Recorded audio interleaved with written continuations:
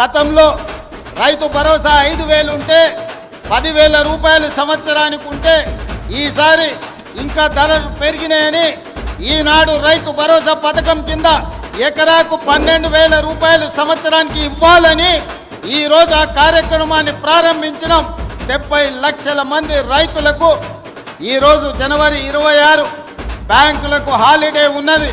రాత్రి 12 గంటల తర్వాత ప్రతి రైతుకు, రాష్ట్రంలో ఉన్న వ్యవసాయ భూమి ఉన్న ప్రతి రైతుకు రాత్రి 12 గంటల తర్వాత ప్రతి ఎకరాకు 6,000 రూపాయలతోని మీ ఖాతాల్లో మీ నగదు టకీమని పడే విధంగా ఈరోజు కార్యక్రమాన్ని తీసుకున్నాం.